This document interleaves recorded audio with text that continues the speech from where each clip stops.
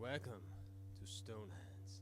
My name is Simo, and so you have been wondering how you can preserve the tradition of your community to honor the ones that were before and will come after you. Then you have come into the right place. It's the matter of creating your business consciously, having the values. Otherwise, if we do not have any values that we carry within us, we become numb, we become nothing, we become aimless fish in the pond because we are striving for something, but we do not know what it is. Most people I have understood, they want to be free, they want to be loved and cared, and many people associate freedom with money. That's the income is my value.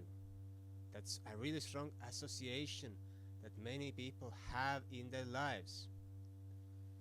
But if you could turn over the value proposal of your own essence and actually your business, the value that we are carrying towards a better future, that I am doing my business for the sake of my community.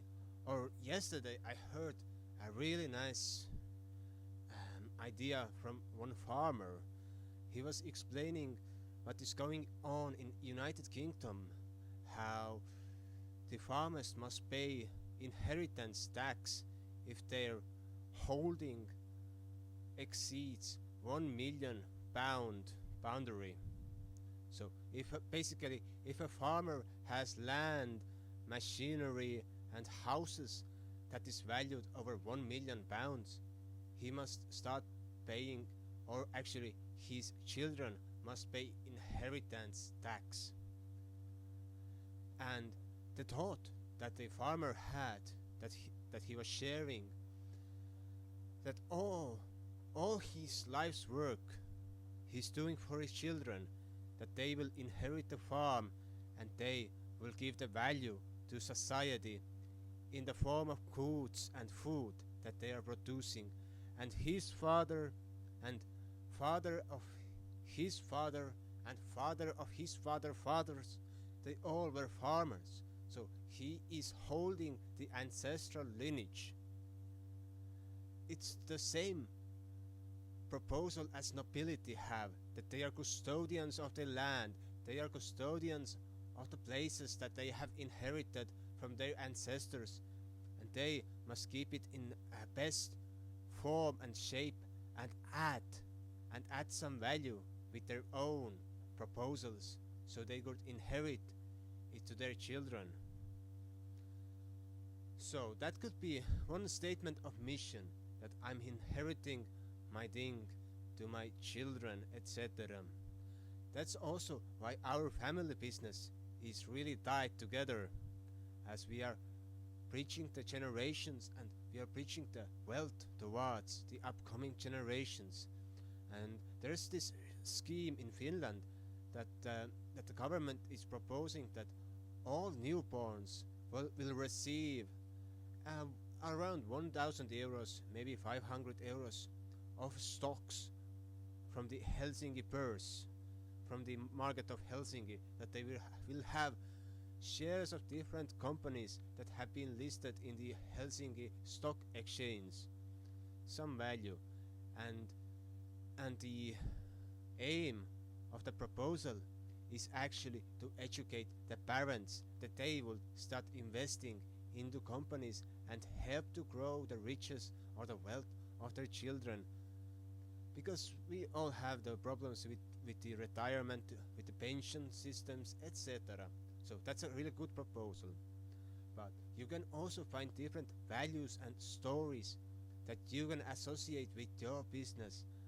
For example, when you come from a Eskimo background, an Inuit, you can say that we are holding our cultural heritage and we are banning all the newcomers, okay?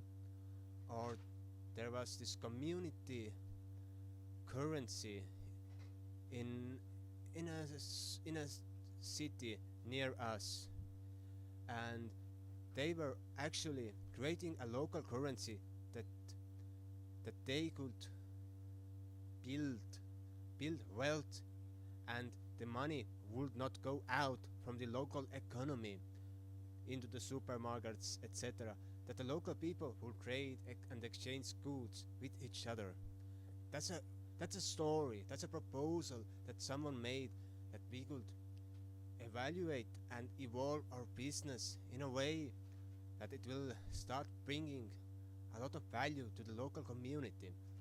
Or visited Totnes in UK 5 years ago maybe, and there they had this college, and they had local money, okay, and they had this college, Schumacher College, and next to the college they had a nursery, or actually a food forest. So they were developing concepts of autonomous economy, a self-sustainable economy, in a case that we will have a fossil fuel crisis, that all fossil fuels will be banned or run out. What are we going to do if it happens so? And the whole movement was called transition downs, etc. But that's also a story that they are creating local businesses, they are creating a local economy, and they have this story of fossil fuels running out.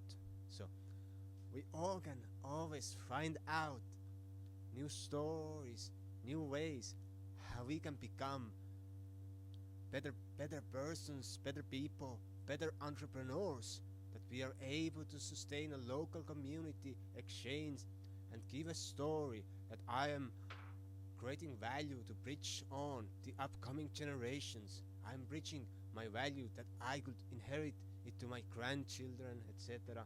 Or like Patagonia, which is one of the biggest clothing brands in the world, that they are concerned in sustainability, and they are aware that their brand is also harming the planet, but they are the torch bearers who are showing other brands that you should aim to the extreme sustainability, otherwise you are harming needlessly the whole planet.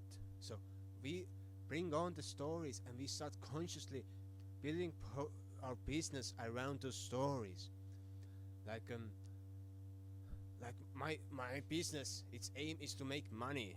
That okay, what the heck? Stop it.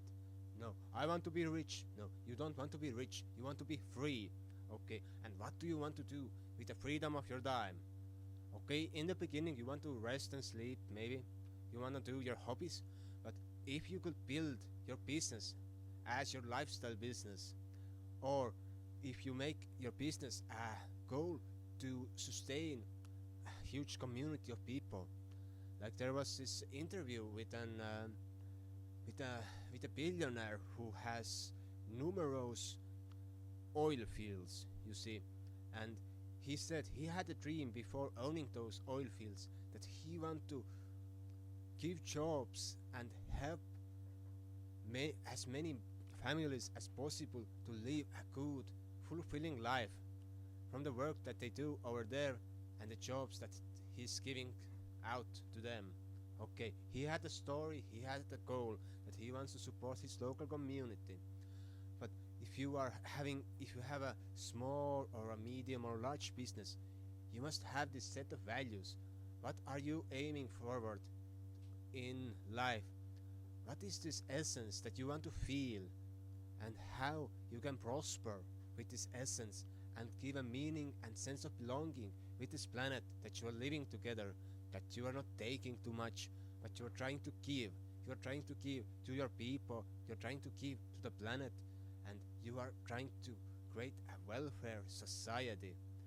But not in a way that we are all are consumers, but in a way that we all are custodians of our own inherited or received a task or place.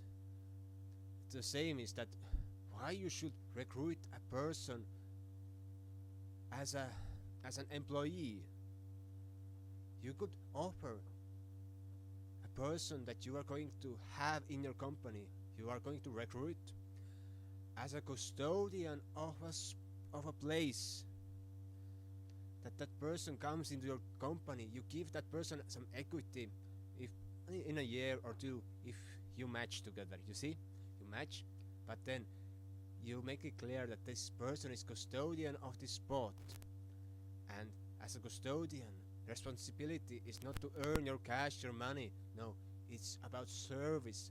Being in the service of the greater good, being in the service of your great business that is doing some greater good to the environment, to the world, to the system. That you are socially conscious and you are shaping, you are being the northern star in your field. We need more such companies, and we need to develop the technologies that help us to sustain an healthy, greener planet. Like there was this guy who was selling chocolate bars in one down in a fair, and I purchased some, and I asked like, okay, what else do you do? What do you do when there are no fairs and etc. And he said like every €1 that he receives from each sale, he invests it in planting, replanting higher land with trees, reforestation, because Ireland has only 2% of forest or even 1% of forest, and it used to be the Emerald Isle, totally green, 98% of forest or whatever.